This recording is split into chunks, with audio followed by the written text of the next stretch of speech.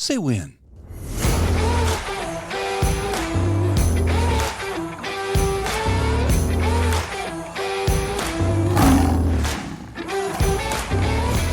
Hey guys, welcome back to Unleashed. I'm your host, Brent Henderson, and remember that we are the Resistance. If you haven't already, make sure to follow us, subscribe, share this with someone who needs it. And if you want to support what we're doing, you can head over to unleashed.men. You can click on the About tab and hit donate, and we truly, truly appreciate it. And back this week, Mr. Kevin Huff. What? What? About time this guy got back in. Dude, you've been on the road. Actually, it's just been weird. You and I both have had to just backwards, like with each other, back and forth, weird schedule. I will be on the road. Yeah. I haven't actually been on the road. For like 2 months, you said. Yeah, most of April and most of May I'll be gone. Some of it's just joyous. One of my best friends, just dear friend, like I've known him since he was born. His daughter's getting married, and she's the sweetest thing, and she's got a great guy. And so we get to celebrate that out in the middle of nowhere, Kansas, where I hunt pheasant and quail. Yeah. And then, nowhere, Kansas is a lot of Kansas. Yeah. You can't get there from here. You got to go to other places first and start from there. When I drive across, I go into Colorado. It's like, does this state ever end? It's the best state, man. I love Kansas. There's a lot of great hunting, the birds, first half deer. is stunning, and the second half is where the buffalo roam. Yeah. Go and where the dust bowls are, it's crazy. Got to do that. Yep. Yeah, I'll be, a week from this coming, Saturday, I'll be speaking in New Mexico. Where are you going to be in New Mexico? I'd have to look and see. I can't remember New Mexico's state question? No. Not their state bird, not their state flag, but their state question. It's a true story. I'm not making this up. All right. Red or green. Has to do with what color of chili you prefer. Oh, okay, that makes sense. Doesn't it? Well, you know what the state bird is in Indiana? I don't know. Larry. I knew a joke was coming. I could see it in his eyes. And I'm sorry you can't see his eyes. You could have seen that the state flower is the cornstalk. Yeah, I knew that was coming. Yeah, Something strange there too.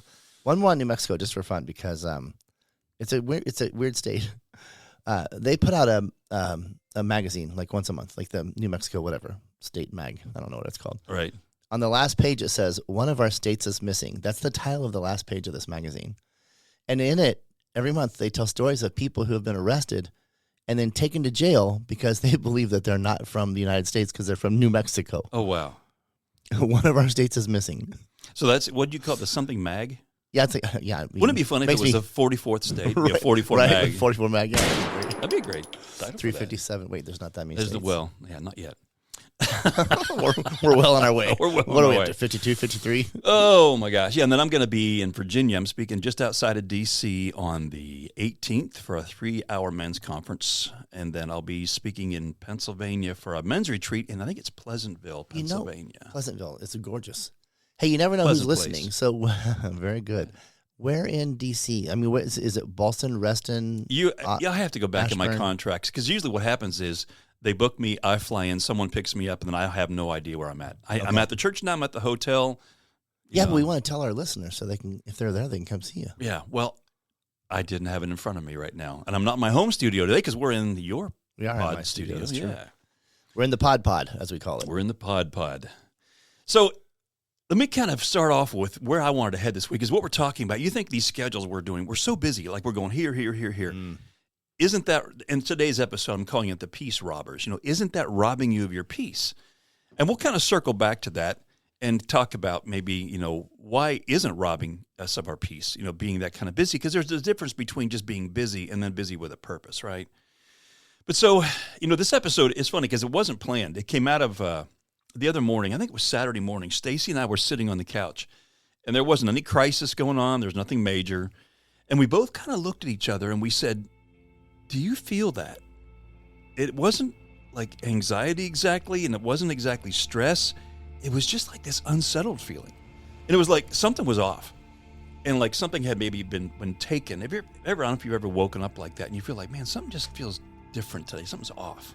Yeah, for sure. So as we started talking, we realized that there's a lot of things that are going on in the world right now, obviously, that are robbing us of our peace. And earlier I had been scrolling and I saw all these political marches, on Facebook and stuff. You got one side's fired up and promoting it. The other side is pushing back. Both sides are calling each other stupid and idiots and similar names. And the thing is, I got friends on both sides. I mean, these are people that I have known for years. I really care about all of them. But when it turns into tearing each other down and the arguing and the attacking, something happens. I mean, I really begin to feel that deeply. And something shifted the other morning. And that's when I know, because tension can be a good thing, right? Absolutely. Without good tension, the Golden Gate Bridge would fall down. Well, there you go. Yeah. Well, the arrow, unless you draw back and have that tension, Absolutely. it's not going to be released. But there's that difference. And there's a good tension that kind of sharpens you. Then there's a tension that stretches you and grows you. But this kind of tension I was talking about, it drains you. It distracted me. And it was stealing something from both of us. So, after that conversation, I kind of made a decision. I haven't really talked to Stacy about this part of it as much, but, sometimes I just got to turn that stuff off.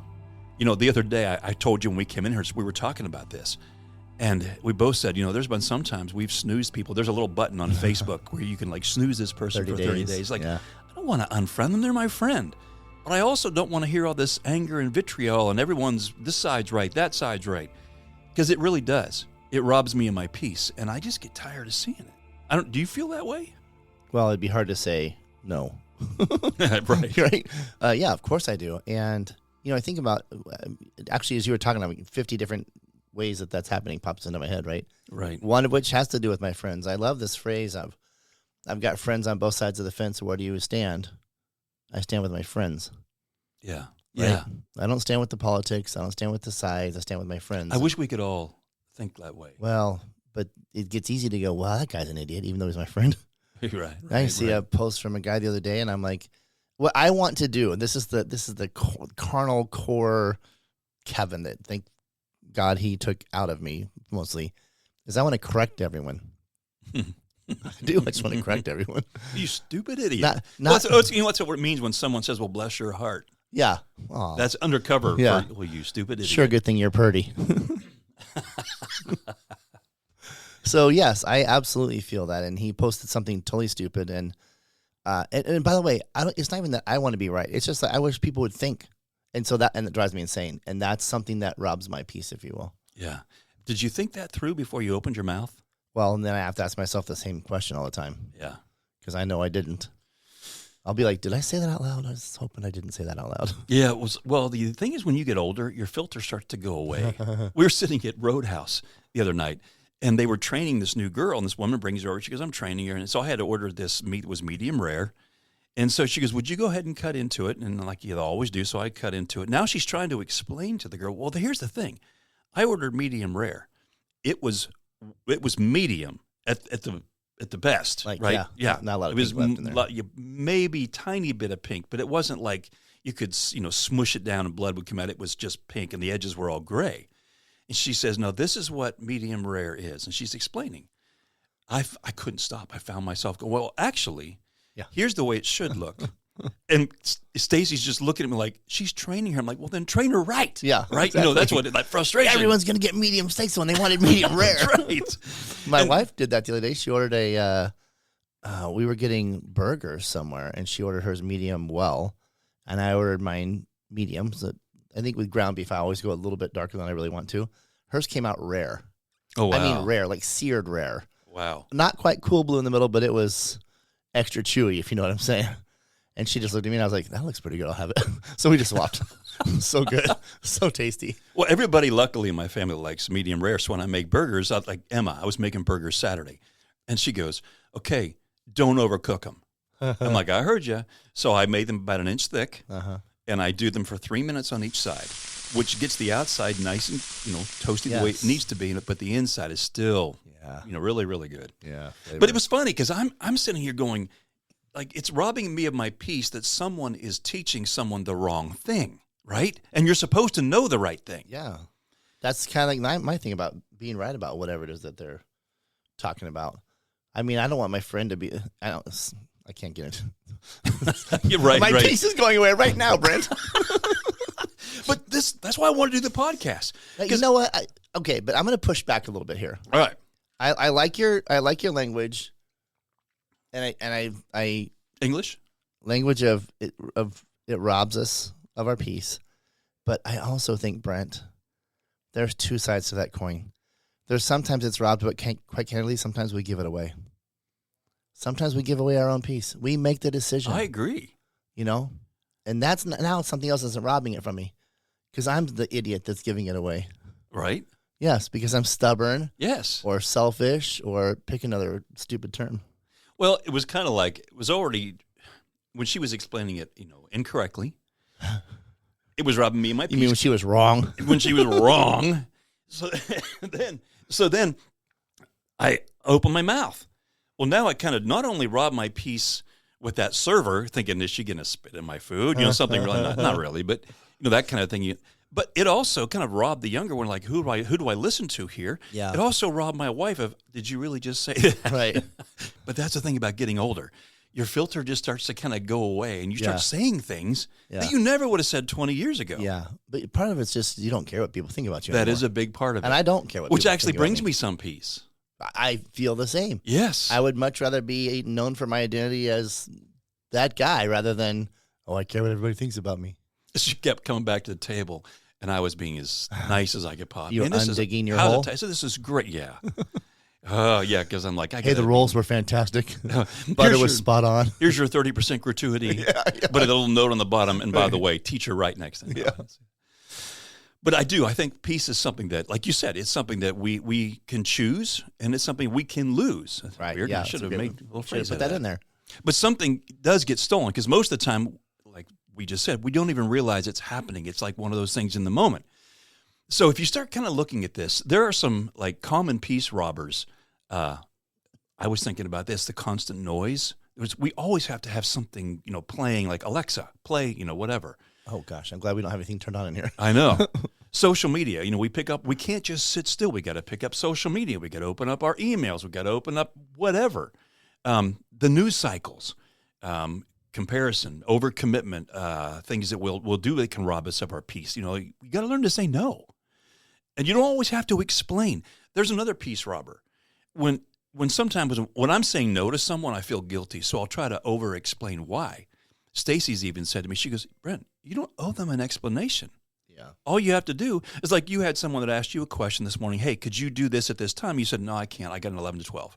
That was it. That's all you had to say. It wasn't like, well, I already scheduled this person, and if I try to do this, and this is going to happen. That would have been me, because I don't want them to feel bad. Yeah. Well, here's the thing. I'm not responsible for their emotions. I'm responsible for the truth, and I'm responsible for saying something in a nice way. But how they take that truth, I'm not, but that can rob me of my peace if I think that I am responsible for how they take it. Yeah, and then we wonder why we don't feel settled. But let me put in a real quick plug here. So you and I were talking earlier. I had the meeting this last week with Warner Press about the new book, The Big Five Man Killers, and I wanted to give you guys a quick update because it really does hit home with everything we're talking about, because these things are peace robbers that are in this book. And so I was thinking about this, knowing what's going to be today's podcast, and this is kind of why I wrote the book, The Big Five Man Killers, because what we're talking about right now, all these things with the Big Five Man Killers absolutely rob us of our peace. They're not random. These are specific things that men consistently deal with this stuff. So this 8-week study I put together, it breaks down the Big Five Man Killers, the things that destroy a man's peace, that they destroy his purpose, his relationships, like you said, identity. And because most men aren't looking to lose that peace, by accident, they're not thinking about that. It's being taken by things that they haven't learned yet how to fight. So the release date is going to be early. I want to tell you guys this because they want to do something early for Father's Day. So it's actually going to be released through their website at Warner Press on May 13th. And I think the actual release date is like June 10th when you get it on Amazon and other places. But they wanted to make sure this got out before Father's Day so guys can grab it, start going through it, maybe get your men's groups on fire to want to do this. It'd be a great thing to kick off with Father's Day. But it's not just a book. It is a tool that's going to help you identify what is stealing your peace, and it's going to actually teach you how to fight back. So Kevin, when you think about like guys today, and we talked about this before we actually started the podcast, what do you see stealing men's peace the most? Well, and this is not to be a plug, but quite honestly, it's probably the Big Five Man Killers, and that's why they're the men killers. Yeah. Right? Yep. I think if I just list out some things that come to mind instantly, I think jealousy is a good one. Rage or anger is a good one. Yeah, those are good ones. I think for men, we are designed to fix things. Absolutely. And so when we can't fix something, or when we're not given an opportunity, or not trusted with it, I think those things are probably big peace robbers. Do you find yourself falling into that trap? I know I do, of when your wife is telling you something, she's telling you her feelings. And you're just like, okay, I can understand how it makes you feel that way, so now let's fix the problem. And then you won't feel that way. You should see the look on his face. He's like, yeah. I've been married 33 years, Brent. I understand exactly where that trap leads. That's a landmine, dude. You got to be careful. Yeah, of course I have. And I hope over time I've learned that sometimes she just needs to talk for her to process, not for me to fix. Yep. But I don't know the difference between the two. I know. Well, but you know this. Here's the funny thing, though. If you and I were working with, I hate the word client, but you know what I mean? If someone we're working with, if we're working with them, chances are we're not trying to fix them. We're asking the right questions to get them to process, because them processing actually helps lead them to the truth. Yeah, we don't do the work. I say that all the time. People, whatever, how did he get to wherever he got to? You're coaching, blah, blah, blah. I'm like, look, coaching is the least of what had to be done. He or she had to do the work. Yeah. Right? And if they don't identify the work, and this is part of a job of a coach, help them to identify it. If they don't identify it, then they'll never get the work done. But once they identify it, and they can own it because they identified it. But if you tell them, they'll never own it. Yep. If I tell my daughter blank. They didn't see it. They didn't get the aha moment. No, but when they finally see it on their own, then they'll own it forever. And then you've done your job as a coach. So. And I think another thing, too, is I get a lot of guys that say, I just can't sit still. And I say, hey, you want to go hunting with me? They're like, I couldn't do that. I couldn't sit in a tree stand for all those hours without moving much. And I'm like, is it really that? Or is it because when you're sitting up there, you have to think? Or is it an expectation that if I go hunting with Brent, I have to be amazing? I have to be perfect. I can't shoot a tree. Here's what you have to do if you go hunting with me. If you don't take sight, sound, all that, smell, you don't take it seriously, I probably want you hunting on the other side of the property so you don't mess it up. But that's kind of weird sounding. But and chances are you're probably going to know how to do that better if we're going hunting anyhow. Sure. But not if I'm teaching someone young. That at that point, I leave my bow back at the house. Right? I don't take it. Yeah. If the hunt is so important, yes, to them. To you. Oh, that you can't jeopardize this hunt, then you're not going to take that person with you. Yeah. But otherwise, teach a man. Yeah. Yeah. And that's when I leave it at home and I say, hey, let's talk about don't being seen, heard, or smelled on the way to the stand, when you're in the stand, on the way back out. How do you do your entrance and exit? Everything that you need to know, back cover, topographical stuff. You need to understand how deer move, where the bedding areas are, where the feeding areas are, what time of day they move, when the wind's going to change, when the thermals are. See, there's a lot. What distances are. Hopefully you practiced before you came out here. And I'll teach them, like with distances, take a rangefinder. If you don't have it, pace it off. Know how big your gate is. Yep. And then I'll take, at first I'll say, until you've really learned your distances, I'll take something, a little orange piece of tape. Now take those out of the woods when you're done with it, because I hate 20 seeing yards stuff or whatever. hanging. Yeah. Here's my 20, my 30, my 40. Yeah. Put it in a couple of different directions. And then start looking for trees that kind of line up with that, so you can start learning where those distances are. Get that arc. Yeah. Yep. Know where your shooting lanes are going to be. Prune those. Yep. People don't realize there's a lot of thought to being successful. Yeah. There really is. There really is. But when I take it, I had a buddy, I said, you want to go hunting with me sometime? And he's like, dude, he goes, I couldn't sit still long enough. And I said, why is that? He goes, because my mind is just racing. I feel like I should be doing all these things. For me, when I get out there, that's when God puts those shoulds in order of how they should be in my head. Like, Brent, that's not that important. You should be hunting. Yeah. Well, and my ears are in tune, but I've stopped. I'm not checking emails. One of the biggest problems that I see guys now in the woods missing deer is because they're taking their phones out. They're looking at their phone. They're playing Wordle or whatever game they're playing. They're thinking, well, the deer aren't moving right now. Well, guess what? They aren't moving because you ain't watching them move. Yeah. There's certain times. There's almost not a time when deer aren't moving. Yeah, well, if you look at there's definitely times when they go back and they bed, but there's different reasons why some are traveling further. Some exactly. Yeah. That's what I mean. Sure, all deer at some point in time aren't moving, but generally speaking, throughout the day, most of the day long, there's deer moving somewhere. Well, and there's an app that I use too that kind of gives you the deer feeding for the day because it changes depending upon some of the lunar things that are the whole happening. lunar cycle. Yeah, and rut and all those things. But when they'll say, I just can't sit still, and I don't know if that's true. I think the real issue is that we don't like what shows up in our thoughts sometimes when we do sit still, because when everything goes quiet, all the thoughts that we've been avoiding, they start to surface. And honestly, this is a place I think we need to park for a second here, because when things go quiet, you don't just hear your thoughts, and this is true. You start to see your life. You start to think about your life. You take a real, and here's the thing I do, it's a really unfiltered look. Where I've been, where I'm at, where I want to be headed. And if I'm honest, there's times I don't like what I see. And I think for a lot of us, we don't like some of the things that we see. We begin to realize that we either wanted to be further down the road and we're not there. Now we have to look at what are the reasons why. But that's where the questions show up.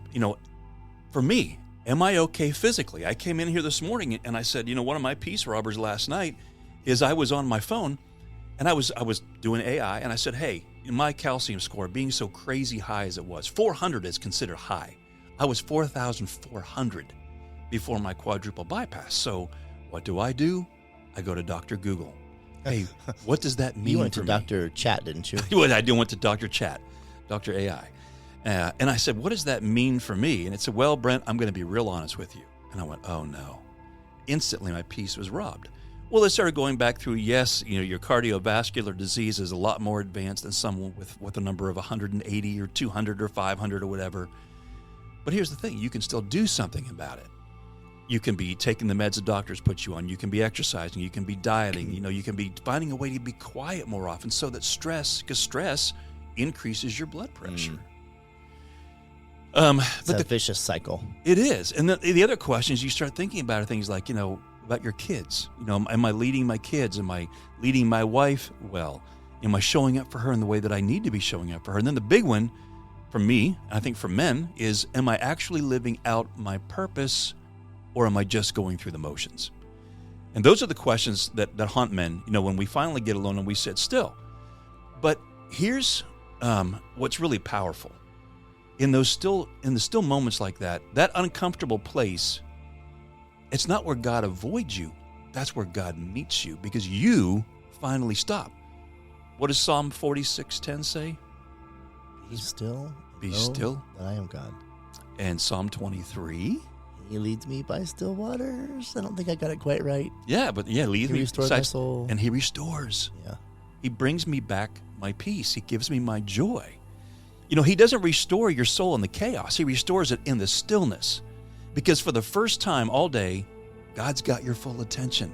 There's no noise, no distractions, no email, no social media, no running. It's just the two of you. And I think, I should say the four of you, right? The Trinity. I'm just kind of, me, myself, and I was thinking, how'd you get to four? There's three. But I think a lot of times we stay busy, not just because we have to, but because we're avoiding that moment. Because deep down, we're afraid. What if I'm not enough? What if I've missed it? What if I'm not the man that I'm supposed to be? I think sometimes instead of sitting, still in that place, we fill our lives with noise because distraction, it's easier than intimacy. But that's the very place where God wants to meet you because stillness doesn't expose your weakness to shame you. Now listen, let me say that again. Stillness doesn't expose your weakness to shame you. It positions your heart so that God can restore it. Processing that one. I like it. Yeah, stillness doesn't expose your weakness to shame you. Right. That makes a ton of sense what you're saying. It positions your heart so that God can restore it, so that you can be healed, so you can look through God's lens. Because the world's lens is totally distorted. Like we started this podcast off, everybody's got their view. Well, you're on the right side, you're on the wrong side, you're this, you're that, you should be leaving.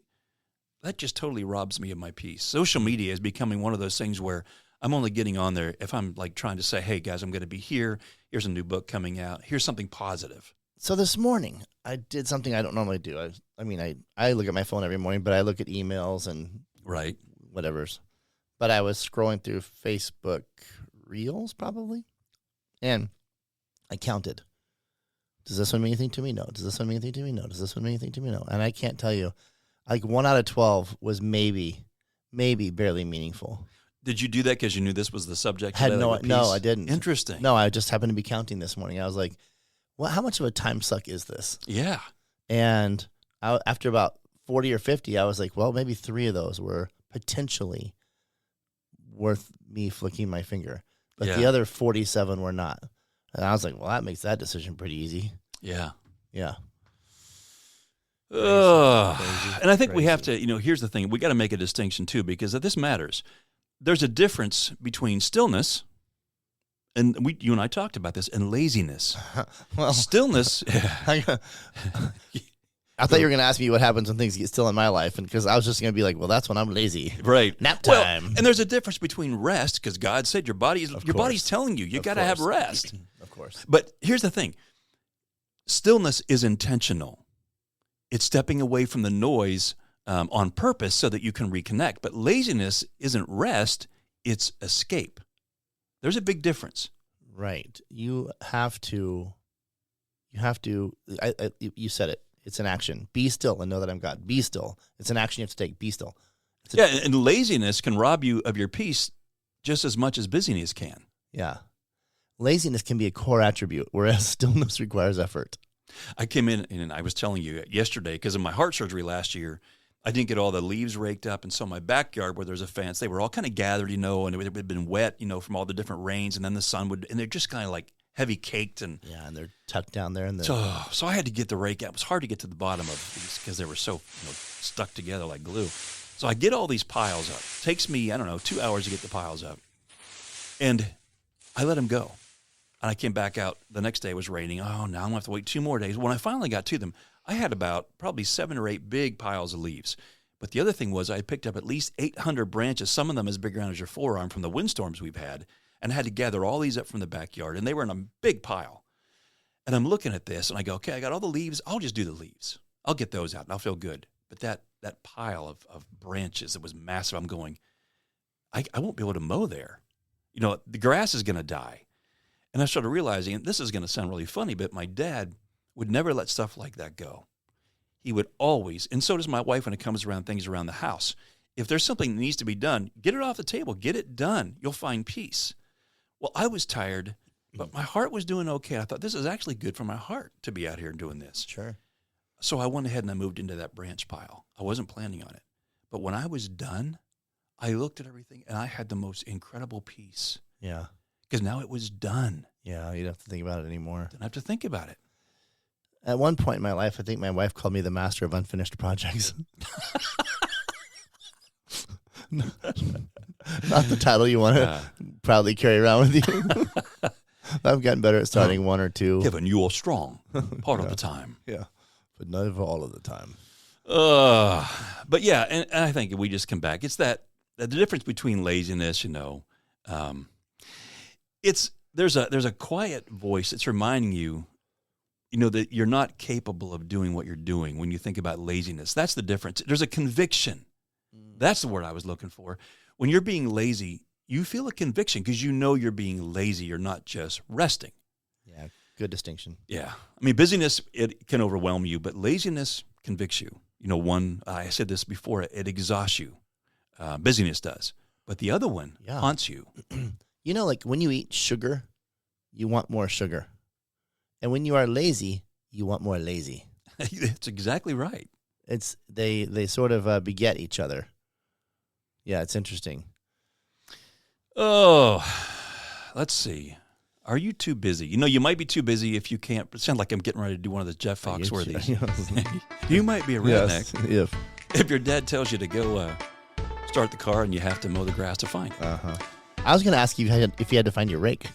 Right. Because for me, it would have been like, well, I can barely see these sticks. It's probably going to be the same thing when I go in the garage. I'll barely be able to find the rake.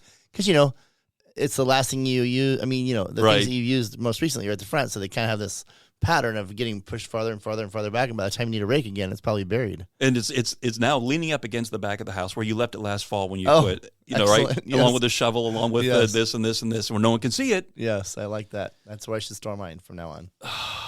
Yeah. Easy to find. But, yeah, so the whole thing, if you're, you might be too busy if you can't pray. without your mind racing. That one for me, it's like, well, I have to do this. It's like, wait a second, why can't I stay focused on prayer? Chances are I'm probably staying too busy. You were talking about, how we can check our phone before our feet even hit the floor. Yep.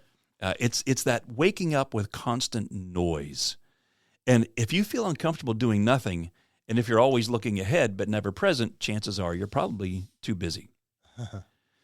Let's see. Before we wind up, there was something else Stacy and I talked about, and this one really hit me. It was that need to have more face-to-face time with people, not just screens, right? Because that's what we do.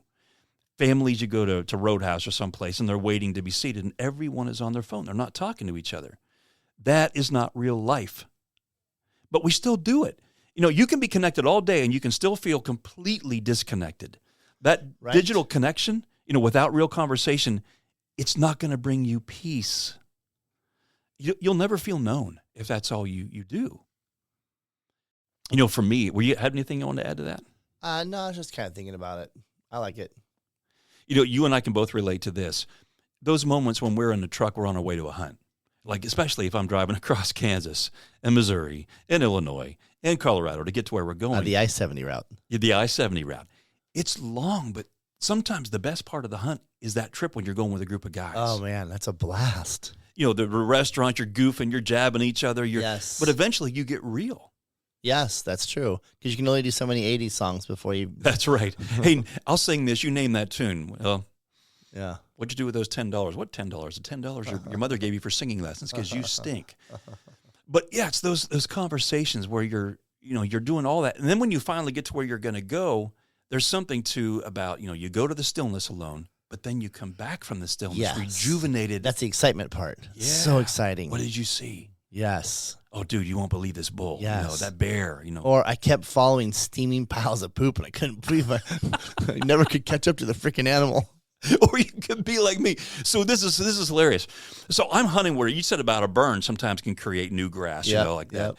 So I'm hunting on this one mountainside, and there had been a burn that had gone through. So I'm going to get right on the edge of the burn. I'm thinking if I can stay on the edge of the burn where other things are green, they'll be coming here. Well, Mother Nature's, my body is going, what did you eat?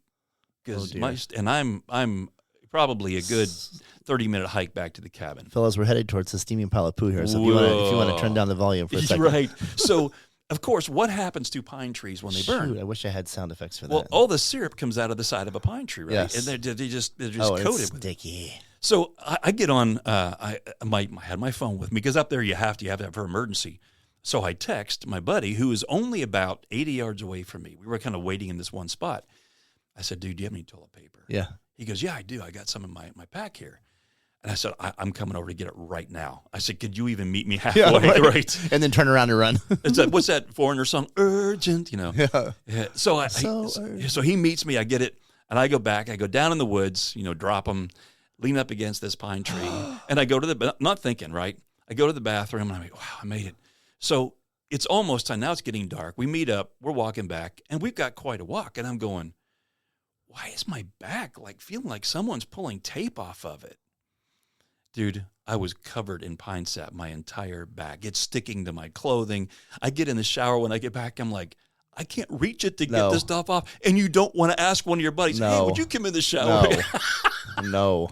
You don't even want to say that out loud on a podcast. I know it. Yeah. But that's what makes it so funny because you can imagine yourself in there going, what do I do? Yeah. You're looking for even the plunger. Can I rub up against the wall? Can I whatever? Anything. I took the plunger and I put a towel around me and I'm reaching behind my back trying to get that stuff off because you're willing to do anything. Yes. Yeah. Just pour gas on me. Oh my gosh. That's horrible. But yeah, so anyhow, going back. Speaking of things that rob you of peace. Oh, yeah, no kidding. No, seriously, a burr or stickiness or in your sock, you get a burr? Or even just sometimes it's a little piece of straw that's so small, you have to take off everything to figure out where the stinky thing is hiding. It's layered in with the rest of the fibers and you basically end up to cut your sock to get the stupid thing out. Yeah, or whatever it takes because I'm getting that thing out of there. And you go out on a cold morning and you have on a brand new pair of a base layer or something you put on and you'd washed it and you put it back on. And the tag, you didn't realize it's scratching you and you're dressed with 4 layers on. Every tag. Tags don't make it into my closet. Yeah, that's right. They You get a barely pair make of scissors and they're gone. They don't make it barely from the car to the washing machine. They're And gone. I don't even do the scissor thing because if you Nope. cut it with a scissors, Nope. still you have to Nope. like Rip just it. start it and then rip it. I don't even. I just rip it. I don't care if it has a hole or not. I There's don't. I don't care at a all. golf ball size hole in the back of my Yeah. shirt, but who cares? People ask me all the time. I'm like, I don't care. Or they have the these shirts that like this one here, Yeah. Oh yeah. where it's like stenciled on or whatever, like stamped on or It's sewn on it. says Whatever. Life is good. That's your sponsor Yeah. for this show. Life Yeah, is good. life is good. But That anyhow, goes with the whole theme today. it does. Yeah. Life is good. You have to choose it though. But anyhow, let me just kind of bring this back around here. So when we talk about peace, it's easy to think we're talking about, creating calm circumstances, and that can be a part of it. But real peace isn't the absence of a storm. And you and I both been on mountains before when the Amen. hail's coming down and Yeah. you're going, this is not what Lightning. I planned for. But it's not the peace in the absence of a storm. It's who you become in the middle of the storm. I'll never forget, I had written a song called Peace Be Still years ago. And one day I was driving through, I think it was probably one of the worst rainstorms I have ever been in. I was going through a construction zone. It was really heavy traffic. It was rush hour. There's nowhere to go. And my windshield wipers stop. Ooh. I'm like, you have got to be kidding me. My peace is going out the window, the anxiety, the frustration. I mean, everything. They completely stopped. And the only way that I could even begin to see was I had to roll down my window in my truck, stick my face out the window with the rain, because I'm like, keep my eyes pelting you. closed. Yeah. Yeah, it's pelting me. Hit me in the face. I'm trying to stay on the road. And in the back seat were my two kids. And I think they're both still in car seats at this time. One was 2 and one was 5. I think Garrett was 5. And my 5-year-old, he could feel the tension. He was old enough to know this is Daddy's getting upset here. And I'll never forget what he said. He said, Daddy, can you sing your song, Peace Be Still, and make the storm go away? And I remember thinking, that's all of us. We don't want peace in the storm. We want the storm to be gone, but God doesn't always remove the storm. He meets you in it. You sound like you were going to add something. It was going to ruin the moment, so I didn't say anything. Not you. So Brent said back to him. With the rain hitting me in the face. Yeah. Oh, yeah. But so the peace we're looking for, it's not found in controlling everything around us, right? It's found in learning how to be still, even when everything around us isn't. Amen. So I want to pray, but then I want to close a little differently today. I want to play that song. I've got a recording of Peace Be Still. And as you listen, whatever storm, you're in right now, maybe this is your moment to stop fighting everything around you and let God meet you there, no matter what. Because sometimes he wants those things to rise to the surface that we have buried. I've said before, if you bury it, you carry it, right? Yeah. So, and if you try to erase it, you chase it. You'll keep trying to go after those things that you've tried to get rid of. God's saying, peace, be still. I will take you beside the quiet waters. I promise, I will restore your soul, but come to me. Father God, as we just kind of wrap this up today, it's been fun and funny, and I think sometimes I get peace from just having humor. It's a stress release. We can kind of look at life sometimes through that lens, where we can look at it a little bit more lightly and realize not everything is a mountain that we have to move. Sometimes it really is a molehill. So, Father, I would just pray that we would learn how to be able to walk in peace. In Jesus' name. I see storm clouds on the horizon, and I know they're headed my way.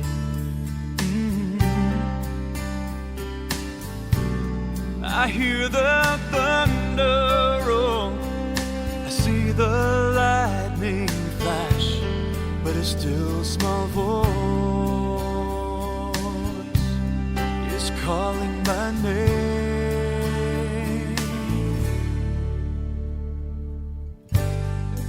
Peace be still when the waters get high.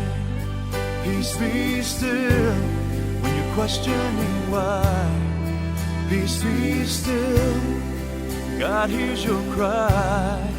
Peace be still, the storm will pass by.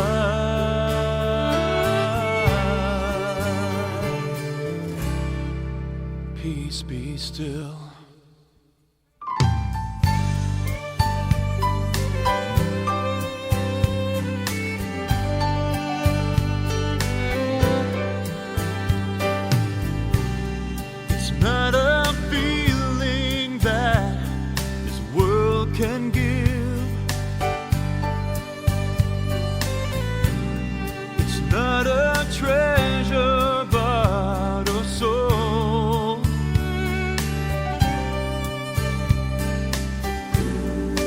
sending all we know are his three simple words. They calm the wind, warm the cold.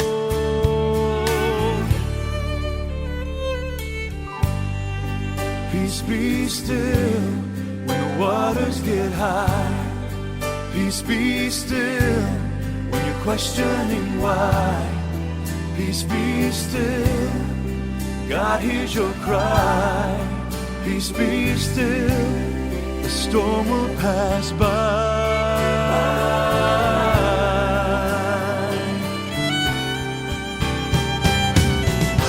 There's never a day without shifting sand. So I'm holding on to his unchanging hand.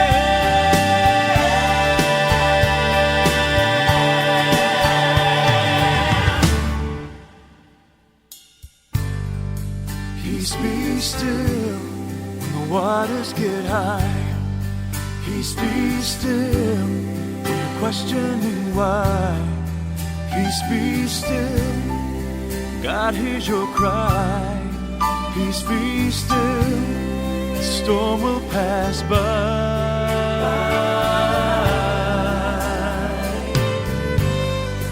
Peace be still when the waters get high. Peace be still when you're questioning why. Peace be still, God hears your cry. Peace be still, the storm will pass by.